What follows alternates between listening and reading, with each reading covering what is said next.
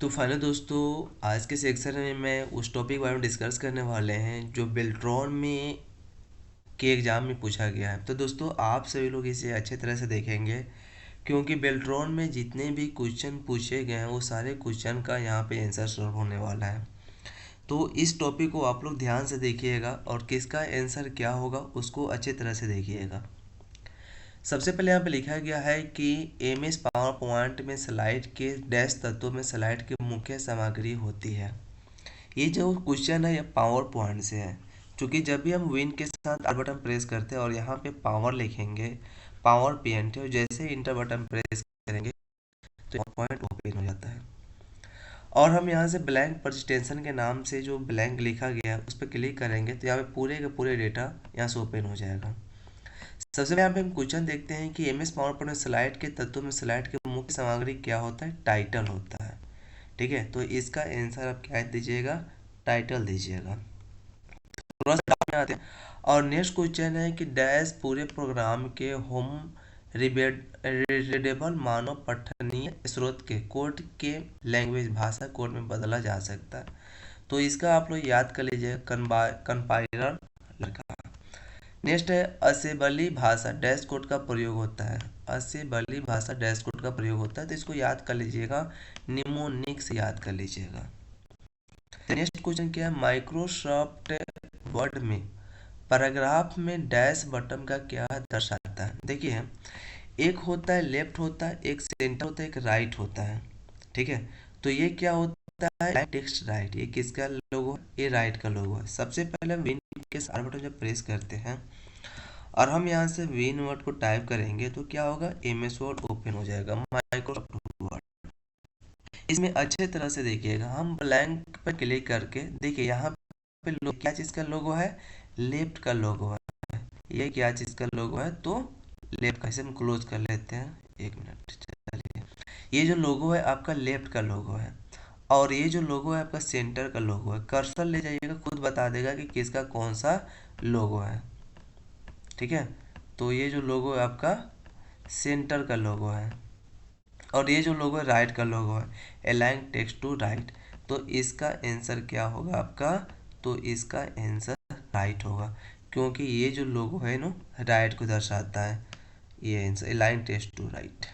Clear? Question देखिएगा, M S Word एक लोकप्रिय प्रोग्राम होता है। तो कोई पूछे कि एम एस वर्ड क्या होता है, तो एम एस वर्ड एक तरह के वर्ड प्रोसेसिंग प्रोग्राम होता है। तो इसका आंसर जो होगा ना वर्ड प्रोसेसिंग प्रोग्राम होगा। क्लियर है? तो जो लोग एम एस वर्ड के पूरे टॉपिक को अच्छे समझ लिए होंगे ना, तो इसमें किसी भी तरह की प्रॉब्लम नहीं होगा। अब हम नेक्स्ट देखेंगे, एक्सेल 2016 वर्कबुक में वर्कबुक कार्यपुस्तिका को निम्नलिखित में से किस मेनू से संरचित किया जाता है? एम एस एक्सेल 2016 वर्कबुक कार्यपुस्तक को निम्नलिखित में से किस मेनू से संरचित किया जाता है? तो फाइल एंड रिव्यू मेनू से। इसका आंसर क्या होगा? 3 होगा, file and review menu. Clear है? सबसे पहले हम विन के साथ आर प्रेस करते हैं और यहाँ से जैसे हम एक्सेल को ओपन करेंगे यहाँ से पूरे फाइल हो जाएगा। क्लिक कर लेना है एंड इसे हमें कंटिन्यू कर देना है। कंटिन्यू करने के बाद कुछ ऑप्शन आएंगे, क्योंकि सबसे पहले एम एस एक्सेल 2016 को जब आप इंस्टॉल कीजिएगा ना तो इसमें कुछ प्रोग्राम आते हैं। तो यहाँ से हम इसे कंफर्म कर देते हैं और कंफर्म करने के बाद थोड़ा सा देख लेते हैं, वेट कर लीजिएगा और इसे भी आप कंफर्म कर लीजिए। कंफर्म हुआ और गेट स्टार्ट पे हमें क्लिक कर लेना है। यहाँ पे ये जो आपका होम मेनू है और ये जो आपका एक्सेप्ट कर लेते हैं। चलिए एक्सेप्ट हुआ, इसे नेक्स्ट कर लीजिएगा। नेक्स्ट हुआ, बहुत सारे ऑप्शन आएंगे, इसे हटाइए, इसे क्लोज कीजिए, इसे डोंट परमिशन। चलिए फिनिश कर लीजिए।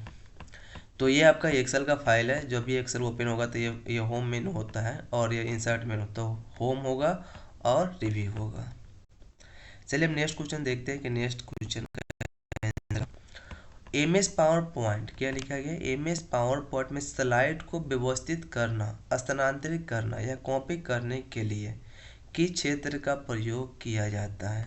तो इसका आंसर आप लोग ribbon, note pan, title bar, इसको तो कॉपी नहीं किया जाएगा, स्लाइड पैन को कॉपी किया जा सकता है। किसको? तो स्लाइड पैन को। नेक्स्ट क्वेश्चन है, एमएस एक्सेल में किस विशेषता का उपयोग टेक्स्ट को एक निर्देशित कोण के माध्यम से घुमाने के लिए किया जाता है? किसका क्वेश्चन है? एक्सेल का। एक्सेल में अगर हम कोई भी डेटा को बना कर रखे हैं तो उसको घुमाने के लिए हम क्या चीज़ का यूज़ करेंगे? तो सबसे पहले आप यहाँ पे देख सकते हैं एक्सेल पे डेटा है और हम यहाँ से थोड़ा सा जूम कर लेते हैं। जूम कर लेने के बाद अगर हम यहाँ पे 450 ये टाइप किए, इसे हमें घुमाना होगा तो यहाँ पे लिखा होगा ओरिएंटेशन। यहाँ जब क्लिक करेंगे तो इसको लेफ्ट राइट जहाँ से घुमाना चाहते हैं उस तरीके से आप इसे मूव कर सकते हैं। तो वही आंसर होगा, इसका क्या होगा? टेक्स्ट ओरिएंटेशन होगा। क्योंकि अगर हमें एमएस एक्सेल में किसी भी टेक्स्ट को, किसी भी वर्ड को घुमाना हो तो टेक्स्ट ओरिएंटेशन से आसानी से घुमा सकते हैं। नेक्स्ट है, किसी डेटा शीट पर रो या कॉलम, पंक्तियों या स्तंभ का एक सेट उन्हें अदृश्य बनाने के लिए एक साथ हो सकता है, ग्रुप्ड हो सकता है। क्योंकि आप उसे ग्रुप में कीजिएगा तो अच्छे हो जाएगा। प्रोजेक्टेशन बनाने के लिए इनबिल्ट डिजाइन फाइल को क्या कहा जाता है? तो उसे सैंपल टेम्पलेट के नाम से जाना जाता है। इसका आंसर ए होगा। नेक्स्ट है, टेक्स्ट प्रकटन को बदलने के लिए इनमें से टूल बार में बटन होता है। तो फॉर्मेटिंग में आप जब जाएंगे तो फॉर्मेटिंग से आप उस टेक्स्ट को आसानी से बदल सकते हैं।